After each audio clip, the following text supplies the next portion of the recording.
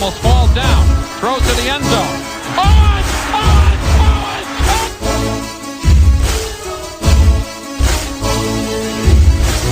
It will change, and I'm not trying to tell you something. It's going to change. It's not like that. Okay, but I want you to understand where I'm coming from. It will change. And it will change because they wanted to change, not because of me. It will change because they want to be champions. Smith in the gun, LeBron on his left hip. Third down, Alex takes the snap. Alex looking, got it, post, and it's good! Touchdown, 49! Vernon Davis with the play of his life. It all comes to this fourth down. 4th and 4 at the San Francisco 10. Ryan in a shotgun. Rodgers to his left. 3 receivers right. Ryan takes the snap. Looking, pressure, throws middle. Broken up by Navarro Bowman. And the 49ers silence the house.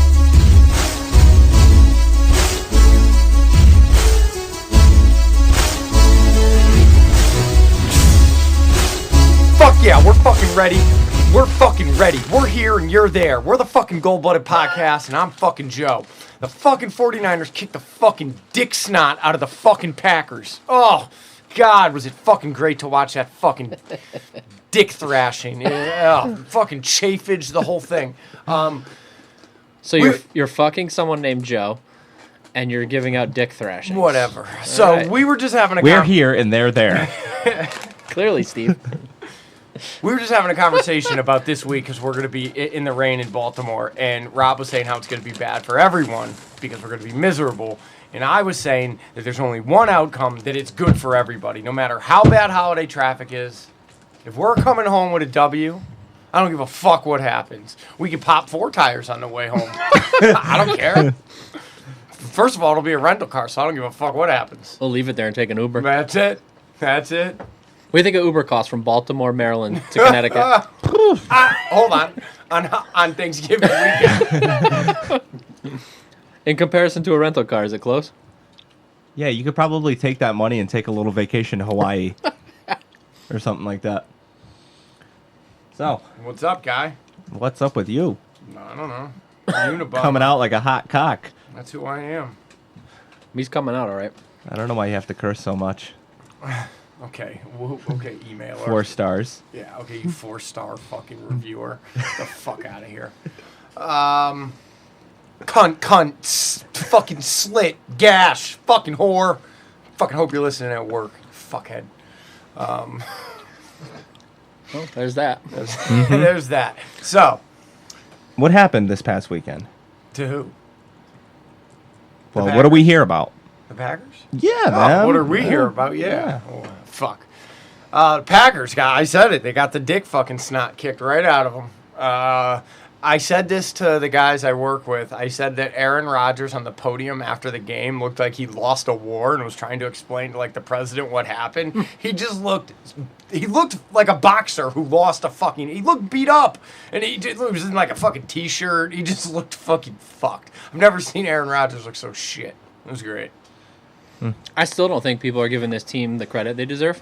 No, neither do I. Somebody actually said to me, Aaron Rodgers didn't show up on Sunday. Yeah. Oh, okay. Okay. Sounds good. It's so insane. I love it. I love it. I prefer it. Yeah, it's just going to be the Yeah. driving force all year. All right. Injuries and updates. But that's how we'd always want it, though. Oh, under the 100 radar. million Yeah. percent. Yep. George Kittle and DJ Jones played this week, and they are still day-to-day. Or is that from last week, Rob? I guess I didn't update it. They Okay. definitely played. Yep, definitely played. All right, moving on to Robbie Gould, Matt Breida, D. Ford, and Joe Staley. They did not play this past week, and they are all day-to-day. Robbie Gould, it is believed that he will be a full go. Matt Breida returned to practice on a limited basis. Joe Staley and D. Ford both have a chance to play this week, but they're probably not going to practice. Azeez Al-Shahir did play this week coming off of the concussion. He was in concussion protocol. Keller Witherspoon, he didn't start this week, but he did end up playing more snaps than Emmanuel Mosley. Emmanuel Sanders played, but he only had 1 target, 1 catch. I didn't look at the snap counts. Chris, you mind pulling that up? And Demontre Moore got put on season-ending IR. He broke his forearm during the game, kept playing, didn't know about it until after the game. So then we bring up from the practice squad Jeremiah Valoaga. Jeremiah was a bullfrog. Now I have no idea who that is, where he's from, how we acquired him. He's from a pond. Okay. And then we signed defensive lineman Alex Barrett to the practice squad. Mueller. Julian Taylor got a jaw contusion, but he should be good to go this week. And Mike Person suffered a stinger throughout during the game. He should be good to go. I don't think he left the game, did he? When was the last At time the end, but it was like near the end. Okay. When was the last time you got a stinger? I don't even know exactly what a stinger No, it doesn't is. make sense to me. Really? You guys have never got them? It's fake. I have no idea what a stinger is. If you've never gotten one, then I understand why you might think that. It's bullshit. Okay. Cool.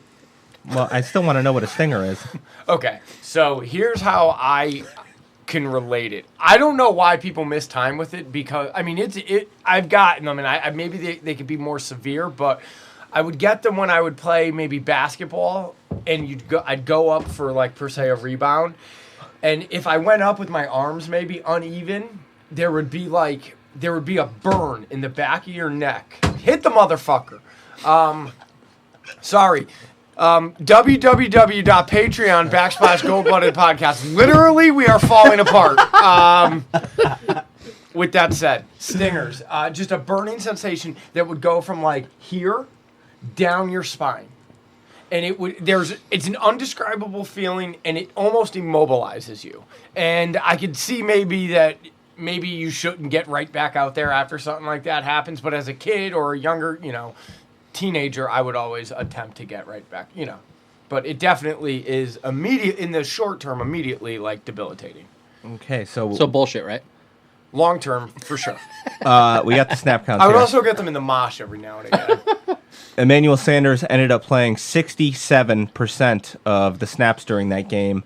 And another thing that should be added in here is that Marquise Goodwin was a healthy scratch. And Dante Pettis had 2% of the plays. 15%. We'll get to him. Yeah, Dante Pettis, 15% last week. But back to the injury report, Chris. I think he's going to end up being like a right So fielder for the last on the list, Yeah, Dante Pettis left practice today with a knee injury, and the severity of the injury is not yet known yet. It was reported that he walked back to the locker room under his own power, for lack of a better word. So he's fine. He's just being a twat. I read somewhere that his knee turned into a vagina. Okay. So we're going to go I guess, next. Okay. Steve wins. Whoa! Yeah. Steve out Look to at the that. lead. I guess Steve was 15 total points off. Rob and I were close, tied at 19. And everybody else was kind of... Matterson was close, but I guess everybody was relatively not close. Steve's in the lead with 4. Curran, Rob 3, Matterson, and myself 1. Chris, the big goose egg.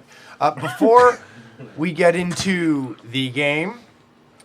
Is anyone here going to go to a high school football game this Thanksgiving holiday? Definitely not. Okay, that sucks. 0.0%. Cool. All right. With that said, 49ers beat the shit out of the Packers.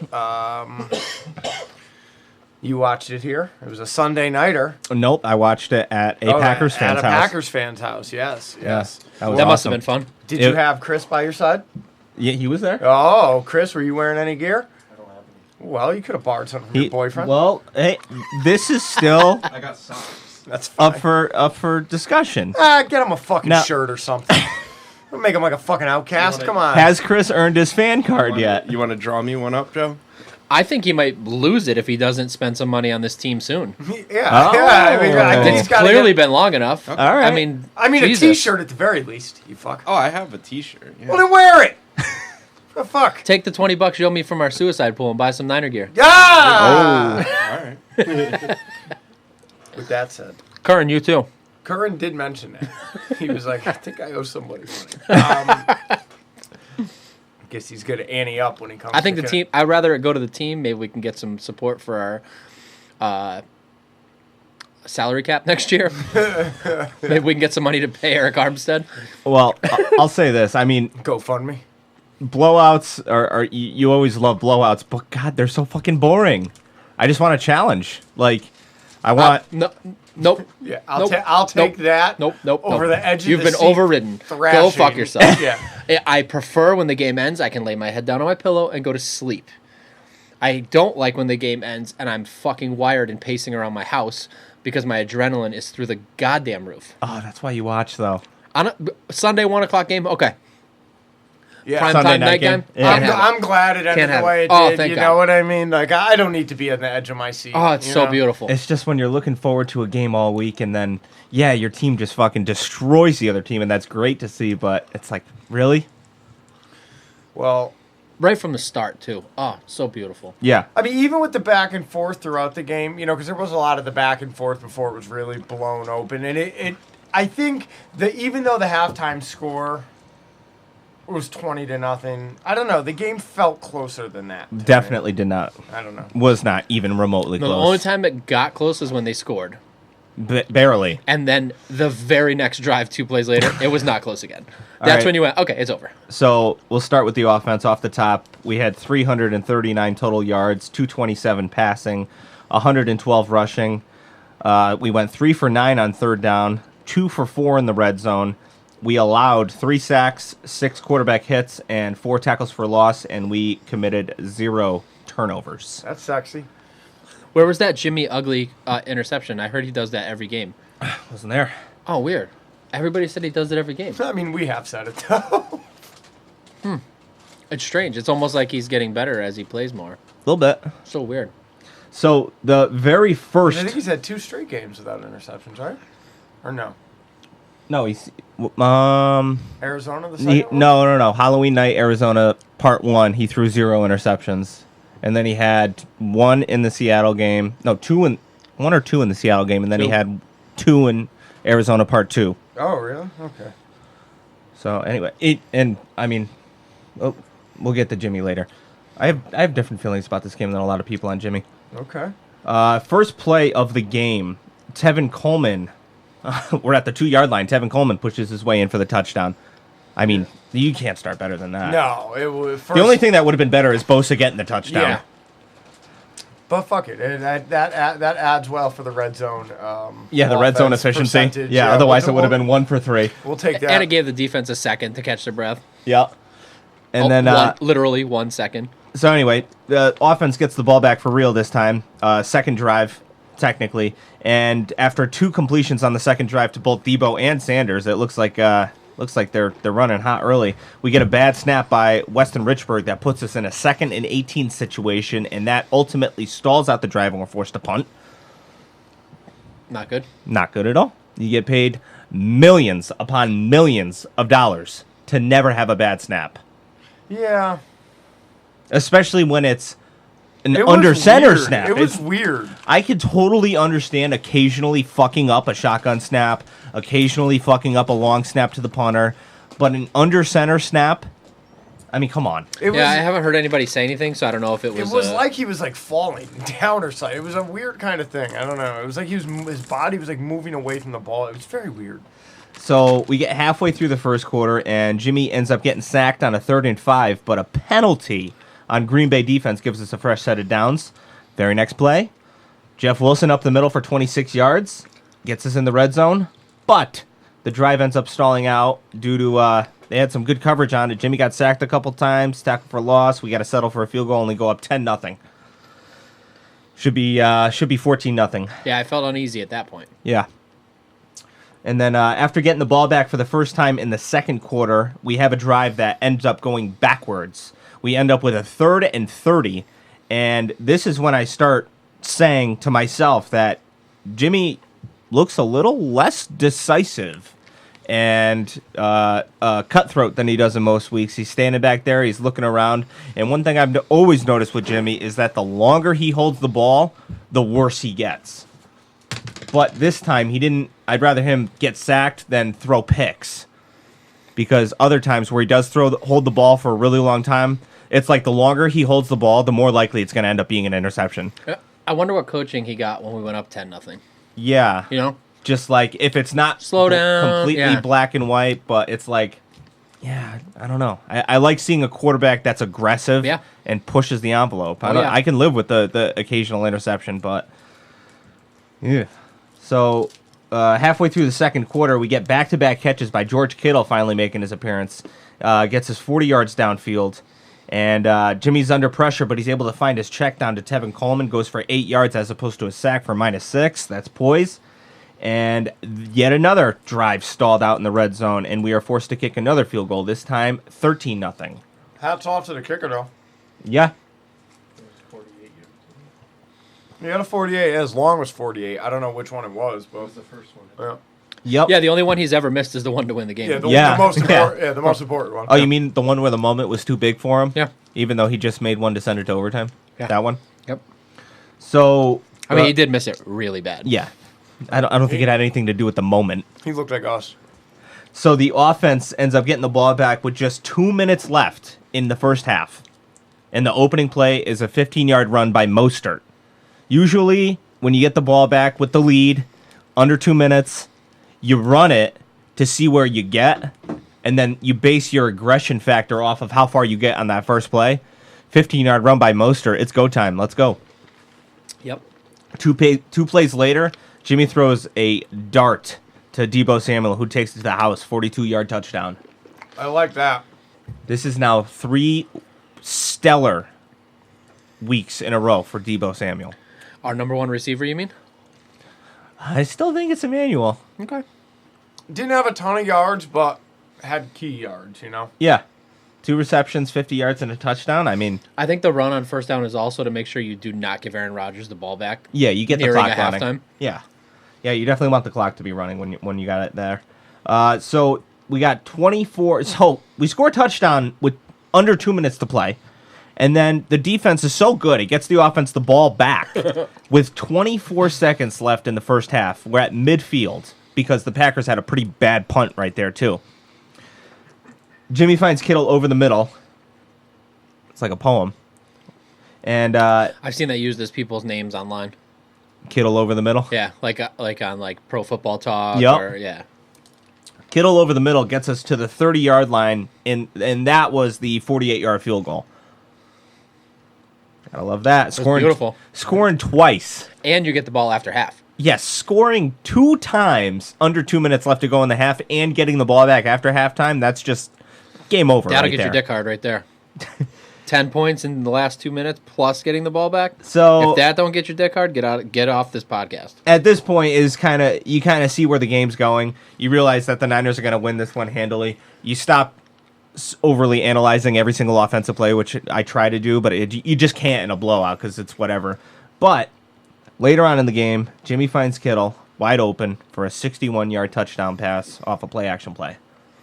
It was huge because it shut down the momentum. Yep. If there was ever Green Bay momentum, it was right after they scored and got the 2-point conversion, and they went, "Oh yeah, that was cool. Here you go." I don't think it can be overstated what George Kittle means to this franchise in every single way possible. It also cannot be overstated what Kyle Shanahan does to defenses. Yes. Because Kittle had no one within 15 fucking yards of him when that ball left Jimmy's hand. Yeah. It was an obvious run set, and he and peeled then off. they faked to the other guy who was Everything lower. about it. Yeah, for sure. There was like it was either Bourne or one of the backs was lower, and he was like making eye contact with him, but then just fucking. It was beautiful. Fist fuck Jimmy or Kittle down the field. Now, the past 3 weeks, you got Arizona, Seattle, Arizona. We couldn't run the ball for shit.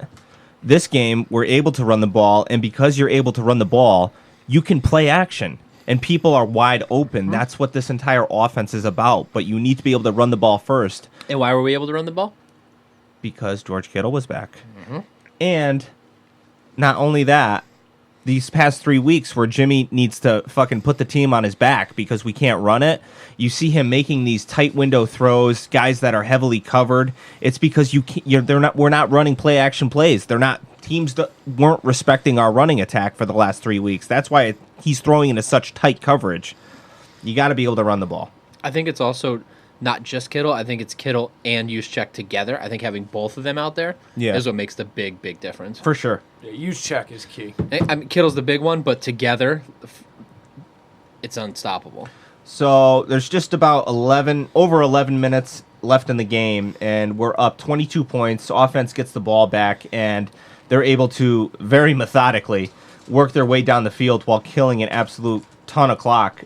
They converting, I think, 4 third downs on that drive until ultimately Mostert runs a 15-yard touchdown with 5 minutes left of the game. They're able to kill 6.5 minutes of clock.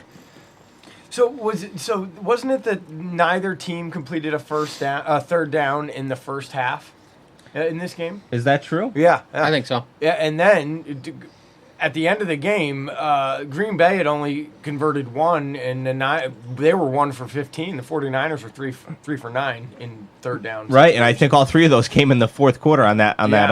Yeah. So I think it's safe to say that this offense is not going away anytime soon. Especially with George Kittle back, you get Kyle Juszczyk back, Deebo Samuel's emerging, and Emmanuel Sanders. If he gets healthy. Emmanuel Sanders still getting through the games unscathed, eventually recovering from that rib cartilage that he suffered 3 weeks ago at this point. So that's got to be getting back to 100% at this point. So I think If one of those mutts could step up a little bit, Kendrick Bourne, Richie James, Dante Pettis, Marquise, any one of them could just become a little bit, we're going to be really fucking rolling. I think it's safe to say it's not going to be Pettis or Goodwin. I think it's either going to be Richie James or Kendrick Bourne. I think it's point. I agree. yeah. I agree. I wish it would be Pettis because I like him the most. Of course. But I mean, Bourne had one target, 1 reception for a first down in this game. And it was a good one. I mean, the guy he's had 2 or 3 absolutely Abominable drops over the last month, and they've all come in huge moments and have ended up in a disastrous situations, like a pick. Was it a pick 6 in the Seattle game? I think so. Yeah. So What really gets me about him is when he does make a catch, it's like he won the Super Bowl every time. yeah, And I'm like, easy guy. yeah. Let's string a few of these together before we get so happy. Well, we're usually leading too. Also, I will mention, I believe it was Mostert's touchdown, The 15-yard run. how quickly Dante Pettis was there to make sure that they did the celebration that he wanted. no, Really? Oh, yeah. He grabbed him. As soon as he was in the end zone, he starts looking around, and Pettis grabs him and tells him what they have to do for the celebration. Oh, Jesus. Yeah. It was very important to him what celebration they did. That was when they did that swimming, surfing. Yeah, it looked terrible. Yeah. Pettis was, like, very adamant that they do that right then and there. Terrible. Yeah. A lot of people are saying that this is Jimmy's best game of the year, one of his best games that he's played so far. I disagree. I've seen him play better in games where he's thrown picks. I've seen him play more with an aggressive mindset, a cutthroat mindset, squeezing balls into tight windows and throwing darts. And I think in this game, he pretty much hit a few wide open receivers for some big yardage. But overall, I think this was one of his more pedestrian performances of the year. Did you notice a turning point with our offense? It was really bad early. Yeah. And got much better. Yeah, I know where you're going with this. So apparently there's some leadership there where he stepped in and got them together. And that's that when was it this changed. game. I thought it was 2 weeks. I was going to tell the story, but I thought it was last game. No, it was this one. I'm fried. So I think there's some leadership there that's good. Yep. Shows good. Yeah, he called like a sideline meeting with the offense to gather the troops and said, "Hey boys, we keep fucking up and giving Mitch Wisnowski play. We got to get it together and put the ball in the fucking end zone." And saying that we can't let Aaron Rodgers stay in this game. Yeah. Correct. Yeah. He's yeah. right. He will beat us. He's right. Now, this might be unpopular opinion, but I thought that, well, in this game, all right, Jimmy Garoppolo didn't play bad by any means. He hit a few receivers that were wide open, and he got a ton of yards because of it. But I would argue to say that Jimmy Garoppolo played a better game against Seattle, where he almost threw a few picks, but there was also like fucking 5 or 6 drops. I would agree with that. Like, in that game, you could see Jimmy Garoppolo putting the team on his back. Yeah. and trying to will this team to a win, where in this game, he really looked like a game manager as opposed to Horsecock. I thought so. I won't go as far as to say he would look like a game manager, but I would agree that he played better in the Seattle game. Yeah. But I think he had to. Yeah. But I hate people that only look at statistics and let it. That's just idiots. It's like That's everywhere you go. What does your eye tell Everywhere you? you go. Yeah. That's just going to be idiots. I mean, if he came out playing like he did in the Seattle game in this game, Shanahan would have been like, "Yo, fucking take it down a notch. Right. We're up 23-0. Exactly. Asshole." Yeah. No, I totally feel you on that. But in this game, I agree. Yeah, I agree. felt, as opposed to a franchise quarterback, which he's looked like in almost every game this season, he did look like the game manager that a lot of people think he is. The national perspective think he is. Fuck the national perspective. Can suck my ass. Agreed. In the back. Keep fucking doubting. Jimmy G is legit. Jimmy G will get their wives pregnant. Ooh. Would you let him get your wife pregnant? He kind of looks a little bit like you. Like enough that you could pass off a kid as being yours. I look well- like him and I are like, there's no category that puts us together. No, like no. there's none. All right. There's like no race, background, where our families are from, height, skin tone, nothing. There's zero that Jimmy G and I have that you could say we're in the same category. I see what we're you're white saying. men. That's it. But you, like, you're tall, you're Italian. If he had a baby with your wife, you could say it was yours, and Right. people would believe that. Yeah. Now, If he had a granted- baby with my Except when wife, no one's believing that fucking kid is mine. No. I mean, obviously, Joe doesn't want kids. So let's just say, hypothetically, Jimmy Garoppolo comes up to you and says, hey, No, he's not. I really black. wanna- He's white. No. Yeah. First of all, what he would say is, I'd like to bless you with a child. yes. That's how he would say Yeah. it. I'd say no. I really want to have a child, but I really want your wife to have my child. I wouldn't say. I would maybe Michael Crabtree, but not. What about through through the You the wouldn't- wonders of science, not through actual No, I don't care penetration. about the sex. That's not it. That's Okay. not what It's not the giving me. No, sex. it's not the sex one bit. No. Yeah, so he could totally have sex with your wife, just not a baby. Right. Yeah. No. All right, Okay. wait, Yeah, so makes sex sense. with no purpose. Makes is sense. I mean, if I'm The there, best. I mean, that's the best kind. No? I want to be there. Sex with no She's purpose? not into Yeah. it. We trust me. She's not into it. No? Maybe She's maybe with Jimmy G. I don't know. But Oh, I was gonna say she's into you, but not Jimmy G. no, she's not into other people. I'm not. I mean, you couldn't even get mad at your wife. She cheated on you with I- Jimmy no, I'm G, not. right? listen, I mean, none of us could. I'm just saying, my wife We is. like if you found out that your wife cheated on you with Jimmy G, you'd have to be like, well, I mean, What if you found out? What are you gonna What if you could found you out? could you snowball into my mouth? Yeah. Yeah. What if you found out that your wife had the chance to cheat on you with Jimmy G and didn't? I'd probably leave her. I don't know. I mean, yeah. I mean, at least Is it- You're is obviously it- not too bright. Is it a kudos or is it like, what the fuck's the matter with you? Of course you fucking. Yeah, I definitely would question it. Yeah. Yeah, for sure. For sure. I'd be like, I mean, at least for the payday. Yeah. At least tell me about it. Yeah. Get some memorabilia. Get your panties signed or something. I mean, maybe on a good note, maybe there's a possibility that I'm better than him. Like, Right? imagine. right? Wouldn't that be a fucking I ego got cheated boost? on you with Jimmy G. Good news is you're actually better Yeah. than he is. Wouldn't that be an ego I mean, boost? whew, Your dick is like 3 inches bigger. I go buy more of his merch. But we call him horsecock. Yeah. My wife and I have been. We listened to this podcast together called the Dan Savage, the Savage Lovecast, which is a sex and relationship advice podcast, and Jesus Christ. we listened to some questions about like swinging today. Earlier today, we were doing some driving and listening, and so I started like bouncing some, put yourself in these people's shoes type of scenarios off her, and she is just not about that life, and it's not lack of effort, and I take it from every different angle, try to attack it from different angles, but she's just, different strokes. It's cool that you guys listen to Sex in the City together. Not what I said, but all right. Onto the defense. Yeah, out of the defense. All right, off the top, we allowed 198 total yards, 81 passing. 81 passing. 117. Aaron Rodgers. 81 passing. I thought it was 100. Future Hall of Famer. Was it really? I thought it was 100. Well, I and think something. when you do like All the the sack sacks. net. Yeah. 81 passing, 117 When's the last time rushing. Aaron Rodgers High had school. a fucking game where It he was- netted under 100? It was that game against the Broncos in 2015, and if you recall, If you recall, what did that Broncos team do that year? I don't know. They won the Super Bowl, Super with the Bowl. best defense in the league. What's amazing is the Packers must fucking hate us. Like Kaepernick rolls into town and blows them out, just running the fucking wheels off of it. And then this year we roll in And then, no, blow mind the you- doors off of their offense. Mind you, they're still pursuing ring number 2 with Aaron Rodgers.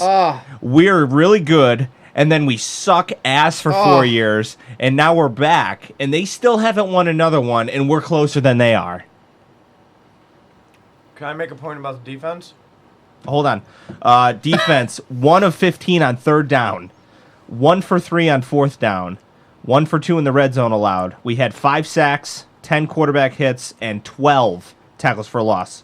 And we forced 1 turnover. This is after losing Quan Alexander.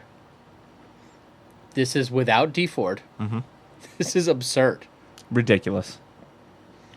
Well, the San Francisco Football 49ers also lead the league in sacks. Did you know that? Not surprising. Team sack, 44 they have, and the next closest team is the Carolina Panthers with 41. I think they said we're on pace to break the sacks, total number of sacks set by the 1994 team, which had a fucking killer defense. Yes. Bryant Young, who is also up for the Hall of Fame this year. Patrick Willis. Lots of people. I don't think P. Willie gets in first ballot. I don't either. No. Nope, there's too many guys that have been waiting too long. Yeah, Bryant Young's not getting it either. I don't think he's getting in either. He's not known enough. He's not a household name. He's a very low-key guy. I feel like that's going to happen to Justin Smith, too. Very low-key guy, but definitely worthy of Hall of Fame. So my boss is, the guy I work with, he's like 48. And, you know, these guys, both my 2 bosses are diehard Niner fans. They have been since the 80s. And I'm pretty close with him, with this guy. But he's not really my cup of tea, I guess, would be in a social setting. And he's like, hey, man, me and my wife were talking. Like, why didn't you invite me to any of these, these weekend adventure games? And I'm like, yeah. I didn't have an answer, so I was just like, no, I don't know. No. I kind of need this job. Yeah. Yeah, I mean, no. It's a very strange thing to say. Why wasn't I invited? He's like, yeah, and then he's like, yeah, me and my wife were talking, like, why didn't Joey invite you to one of the games? I'm like, Yeah, you're taking your wife, him and his wife. well, no. Yeah, You you're guys paying have for a the ticket? double date. No, well, then I was like, man, I'm like, because this something about this guy. I'm glad he doesn't listen. Something about this guy. Maybe he's trying to be swinger. No, definitely not. Baby ain't down with He that. ain't doing anything unless there's a deal. You know what I mean? Like, so I was like, dude, tickets were Boku bucks, man. You weren't gonna be down with this shit. And then I told him, and he was like, oh. So, whatever. Oh. All right. So opening drive, defense just fucking swarms Aaron Rodgers on a 3rd and 10. Fred Warner forces the ball out. Nick Bosa picks it up and gets us inside the 5-yard line. Yeah. Aaron Rodgers is not good at playing poker. His face tells you everything you need to know, and I don't think he smiled once this entire game. Nope. And it started right from the rip. Nope. Well, they had that unsportsmanlike conduct penalty pretty much immediately from Devontae Adams, and I think that was the longest pass they had all night. So anyway, second drive comes. Defense forces a 3-and-out due to a drop pass by Allison. And then on the 3rd or 4th drive, DJ Jones just stuffs a run for a 3-yard loss. I mean, DJ Jones, I don't know what more I can say about the guy at this point. He's playing at an elite level. So more people talk to me about DJ Jones this week than any other 49er, believe it or not. Like, Really? Casual fan or, like I said, my boss and those guys, they were like, and this other guy, James, RJ, I'm like, who the fuck? DJ Jones, and they sounded like me. And I was like, yeah, where the fuck did he come from? I'm like, 6th round, bitch, right? Yeah. 6th round, yeah. 6th-round pick. I mean, yeah. DJ Jones. He's a bulldog. He's a fucking monster. Yeah, he's an animal. So on a 3rd and 9, the Packers try a wide receiver screen. That gets dropped. Rodgers had a bad night, but I'll tell you what, his receivers did him no favors. Didn't help any. Towards the end of the first quarter, Jimmy Ward comes up with a huge pass breakup on a 3rd and 13. Big time play. Jimmy Ward is playing out of balling. his mind. He's balling. Beginning of the second quarter, the defense. dancing. Yeah, he is dancing. The defense starts giving up some yards, and we gave up a big play on a reverse, and the Packers get into Niners territory. We get them to a 4th and 1. They're at the 28-yard line. I think they're only down 10-0 at this point. Instead of kicking or going for the field goal attempt, they go for it on 4th and 1, and Aaron Jones gets stuffed behind the line by Buckner and Fred Warner. We are pretty good on 4th down. Mm-hmm. And 3rd down. But And 3rd and short. Especially 4th down. Yeah. Distance to go. Like, sometimes we'll give up 9 yards on 1st down, and you're like, all right, well, we'll get them on the next series, and then 2nd down comes, and they'll either lose yardage or incomplete pass, and then 3rd down comes. I'm like, all right, well, they'll probably still get, nope, don't get it. And Yeah, it's funny. Like 4th down, like I've been saying, I've been trying to teach my wife to get like a more in-depth level in understanding of the game this season when we've watched together, and she almost has like the downs completely grasped. And like every time it's 4th down, like in the beginning of the season, I was like, "Shut the fuck up! I'll explain it after," you know. But now I'm just becoming more comfortable with them on 4th down. Like, oh, they're gonna shut them down, and we're gonna get the ball. It's gonna happen. Oh, I mean, it's inevitable for a defense to feel demoralized over the course of a drive that's moving the ball down the field. This defense never gets demoralized in any situation, regardless of where you put them. You could trot them out there at the 1-yard line to defend the goal line, and they'll defend it all 4 downs and not even fucking flinch. Yep. They'll give up 90-yard pass and then hold serve on that last 10 yards. That's coaching. That We were ready to hang him out to dry last year. Well, it's mentally tough, too. Yeah. The fact that you're able to play the same on the 12th play of a long drive as you are on the first play of a beginning of drive, I mean, that's just a whole team attitude. And I think, I mean, if I had to put my finger out, I would say that's got Richard Sherman's fingerprints all over it. Just the leadership that he brings and the championship caliber, and he's been there, he's done that. I think it also is Chris Kasarik. Oh, yeah. He gets a lot of praise, but I think it's also someone that we all wanted fired in Robert Saleh. We were calling for his head. Me, no question. But hey, I guess you got to put the right pieces and. Just from his intensity on the sideline, you can tell he's got something to do with that. Yeah, I mean, it's incredible, and I can't believe there was ever a moment in time where I didn't want to sign Richard Sherman. Wait, what? I said I can't believe there was ever a moment in time where I didn't want to sign Richard Sherman. Well, I mean... I can believe it. Of course I can believe it. But looking back, I realize how stupid and selfish and foolish that was. Because No, it wasn't. Steve, he made a fucking mockery of the team when he was with Seattle. It's very understandable. Yeah, but you can help a lot more than he used to hurt. Okay. Yeah, and there's a difference between a guy like that and a guy like Jalen Ramsey that will hurt the team with his shenanigans. Yes. Yeah. Sherman was never that guy. No. He was always all for his team and shit on everybody else. Mm-hmm. That's the difference.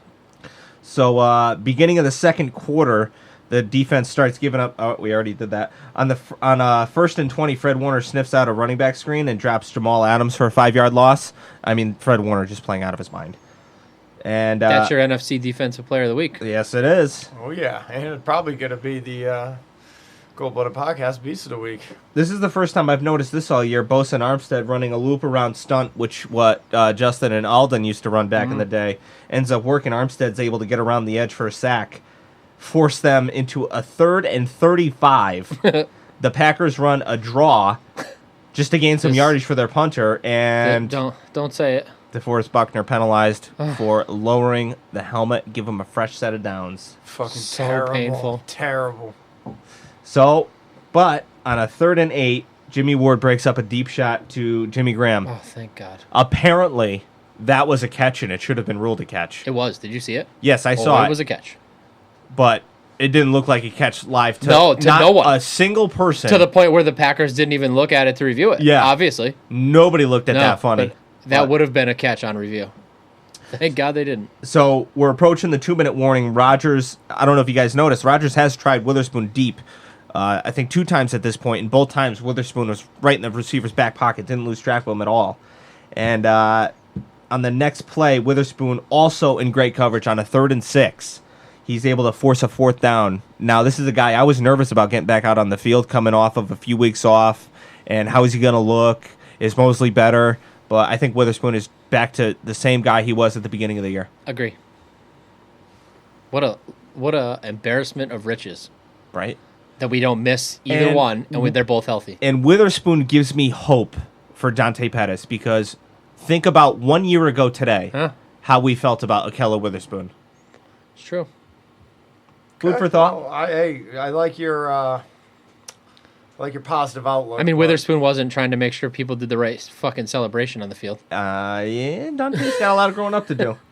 It's funny because Dante thinks he's like super woke and everything, and no, you got a lot of growing He's up to do, something. guy. I don't know that he thinks he's super. Oh, he woke. definitely does. Okay. He rolls his eyes at the football is life mentality when those are the players that go in the Hall of Fame that think football is life. Those are the players that He has a succeed. passion for other things in life. Cock. Well, that's fine, but don't roll your eyes at it.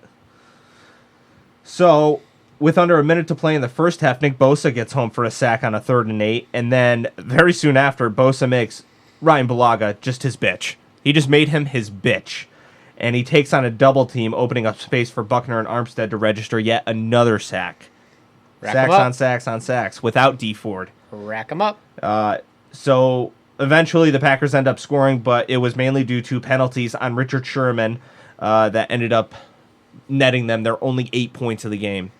Now, the penalty where he got for, unnecessary roughness, Rodgers was out of the pocket, and when the quarterback is out of the pocket, you're allowed to basically do whatever you want to the receiver. I don't know about whatever you want, but you can definitely push them out of bounds. Yeah?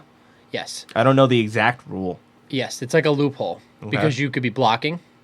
Once the quarterback is out of the pocket, that guy could be blocking you so the quarterback can run, and you're allowed to push him. So what they do is they're taught to push him out of bounds because now once they step out of bounds, they can't catch the touchdown because they didn't reestablish. I know that on a tipped pass at the line, there is no such thing as pass interference. You could basically cut his head off and not get When- flagged for it. When I heard Pereira this week, he said that Aaron Rodgers was not out of the pocket. He said what happened was he rolled left and then rolled right or right and then left. He moved around but never left the area of the pocket enough to make it not a flag. That who knows? He is, by the way, Mike Pereira is a Niner fan. He is, yeah. So if it was, I think he would have stood up for it. So a little bit later on in the game, the defense starts getting peppered with flags, and it's like, Jesus Christ, the outcome to this game is so obvious. Can you just run the clock so we they can were just go fucking home? Brutal. Yeah, It's, I agree. It's like we're up by 30 fucking points, damn near 30 points, and you're throwing flags on the defense, everything from a neutral zone infraction, which I don't know how you can't blow that, but to a questionable pass interference call, questionable holding call, questionable hands to face call. It's like, Jesus Christ, We're just trying let to the go clock home. run. Yeah. And anyway, did you see on the neutral zone infraction? You could tell Rodgers was bothered that he didn't get his fucking free play that he always fucking gets. He loves It's like, those, fuck you, yeah. dude. You get more of those than anybody else in the league. Well, and that one, the defender was like through the line. They have to whistle that one dead. Yeah. So eventually on that drive where we're just getting penalized all the way down the field, we end up forcing a 4th down where Robert Salah dials up a blitz, ends that drive with a sack. I forgot who got that one. I think everybody got a sack. That might have been Jacques Whiskey Tarts. I think Kyle Shanahan had a sack at one point. That's it.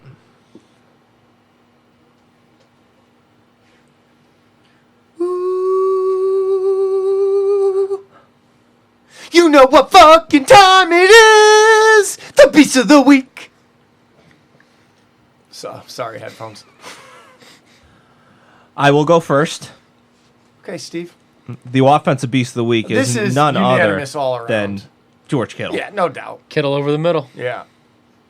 Yeah, That's easy, clean This is sweep. unanimous. Defensive beast of the week. Also, did we mention about George? Targeted 6 times, 6 catches. Yeah. That should be mentioned. I mean, the guy is just... I've never been so sure at so early in somebody's career that they're going to the Hall of Fame than I am about George Kittle. Hope those words do not come back to haunt us. Please, Lord. Yeah. Oh, So, defensive beast of the week could be unanimous, but there might be a surprise. it could be anybody. I mean, they all played fucking great. I'm going. I didn't even played have phenomenal. I missed the most important stat on there. I didn't even know that Eric Armstead had 4 quarterback hits all by himself. And All by Warner's himself. forced fumble, I didn't even write on there. Yep. Yeah, I mean, Jimmy Ward played out of his mind. Kwaski Tart, Forrest Buckner, 5 tackles, tackle for a loss, 2 hits. But I got to give it to Fred Warner. That's Freddie. Since losing Quan Alexander, Fred Warner has gotten even better. He's not only running stat lines like that, he's also calling every play. Yep. If you ever listen to Robert Saleh talk about Fred Warner, he's definitely got a crush on him. He basically said, I don't know what I would do without him. Yeah. Wow. He's like, he's me on the field. Like, before I can even get it out of my mouth, he's got it done. No shit. Everything. Wow. He said he is non-questionably the quarterback of this defense. On top of the stats he's And pumping he's out. only a sophomore. He's only a second-year player. I heard I think it was him or maybe Saleh or Shanahan talking about, it was Shanahan and it was Fred Warner, about how in the offseason Fred spent a lot of time working on forcing fumbles. Yeah, He said he yes. specifically said, what can I do to go to the next level? And one thing is forced fumbles. And he spent a ton of time working on it, he said. And he said it, and then Shanahan was saying you could see it in OTAs. It was a nightmare on offense to deal with him. Yep. Yeah, sure. he's fucking awesome. And he was such like kind of a sleeper out of the draft, a linebacker, BYU, not a huge Off the ball linebacker. Yeah. I'll put praise on Greenlaw. Just the fact that we're not missing Quan as much as we expected to. Yep. I mean, he's balling too. We were on the job site today. This is something we always talk about, and it'll be funny to make mention here. And this one of the guy we were talking football, and one of the other guys on the job site was like, "Yeah, Richard Sherman is such a smart guy, you know." And I'm like, "Wait, why is he smart? How do you know he's smart? Why is he smart?" He's like, "Went to Stanford. Went to really good college, Stanford." I go, "Yeah." I go, "You know what Kyle Juszczyk is?" He's like, "Yeah, the fullback, right?" I go, "Yeah." I go, "You know where he went to college?" I go, "No, well, he's really smart too. He went to Harvard." I go, "Why didn't you tell me he was smart?" I go, "That's fucking racist." It's true. The guy's like, "Yeah, that is kind of racist." I was like, "Yeah, man." It's subconsciously racist. That's what I said since day one. Why does that always have to be the But first thing said about it's Richard great. Sherman? Yo, that was crazy. The guy just said to me, he goes, "Richard Sherman, yeah, you got to feel great about him back there. He's really smart." You know, I'm like, Yeah, well, there is definitely a racial undertone, Yeah. but it's also because he's a loudmouth. yeah. Like if he was like a quiet guy that was black, it wouldn't be so Solomon much. Thomas? It's because he's a loud motherfucker. Solomon Thomas also went to Stanford. Nobody talks about that. No. So this defense, every single pocket quarterback that they faced this year, Oh, they fist fucked. they have just completely bent over their lap and spanked them like a little child. Little baby. Little babies. Little baby child. I hate to look ahead, but I feel bad for Drew Brees. Really do. Little Druzy. No, we Really ain't do looking, feel bad for We're not Drew looking Brees. ahead. We got a bigger target. I know. It's fucked up. I was talking to Baby about this whole 3-game stretch, and I said, if there's one game out of these 3 hard ones you could afford to lose, It's this one. it's this one. It's non-conference. Yep. You know. And I'll But tell you what, if the Niners did lose this week, then all the national Niners were fake. Oh, they're not for real. It's the first time they've been tested. Blah blah blah, and then that would fuel them even more. well, whatever. I think they're gonna get it, but we'll get to that next. Yeah, but episode. if they win this game and they beat the Saints, and they're 12-1 with the schedule that's left, As much as I would, the whole fucking league is put on notice. Oh yeah. as much as I would That's love, official notice. as much as I would love to shut everybody up, the fuel that's fueling them, just being called pretenders watch and what being doubted. you're about to say. Watch what you're about to say. What am I gonna say? You tell me. Go ahead. Just tread lightly, Steven. Oh, I want to win these next 2 games. Well, it didn't sound like that's where you Oh, were I headed. 100% want to win. What am I, an idiot? I don't know. Hey, That didn't sound like where he was headed. You to know me. when this is all gonna come out? in the prediction game. Oh, okay. Oh, yeah. Okay. That's when we know. We'll know where Steve's fucking heart is at. No, I was worried about what he wanted to happen, not what he thinks No, is I going to definitely happen. don't want to lose. It's retarded. All right. I love say what I'm so. seeing. I don't want to see the team lose their edge. One thing I was thinking, I don't know if I should have brought this up. At the end of I don't know if I should have brought this up after or off air, but do you think that that means it definitely should be off air. Yeah. By the way. No. Maybe if the 49ers win, would we consider recording like a little on the way home in the car podcast, like record it on the phone and see if like a little maybe 20-minute ditty, and then I have no interest in that, but I know you do. Okay. Yep. Well, if you don't, then I don't. So fuck it. Don't you love it? I mean, you have interest in live Instagramming, walking around a stadium saying hi to people. So Yeah. we obviously have very different. Oh, I'll do that again too. Oh, and I'll have a cameraman this time, even better. Fuck yeah, I'm gonna put Curran right to work. Oh, this is. I'll just be like. What's better is making off the air plans that should be made off the air while on the air. Yeah. That's great Fuck radio. Yeah. Fuck it. You know, I don't have a lot. All right. I don't have a lot of free time for this bullshit. I Email, mean, Goldblood- Patreon, but more importantly, Patreon. Please donate to us. Everything's falling apart. so we can have these conversations off air. Yes. We need wetsuits.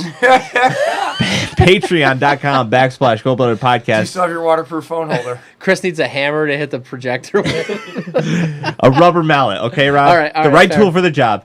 Email, goldbloodedpodcast@gmail.com. Instagram, Gold-Blooded Podcast, no underscores. There is a Twitter. I don't know if Curran's tweeted lately, but check it out anyway. Gold-Blooded Podcast. Anything else? Did I miss something? Leave a review. I don't know. Where do you leave the review? Podbean, iTunes? Where's the All of Podbeaners at? All of them. Yeah, we haven't heard from one Podbeaner. Could someone who listens on Podbean email? Have we tried this? What the fuck is a Podbean? Yeah, someone who actually uses the Podbean service, email us. It prove that you exist, and I'll make you a T-shirt and send it to you. How you That is think? I've done it before. Yes, he has. So just Podbean, somebody get at me if you want a Joey I original. All right. Prove to me you exist. Piss off.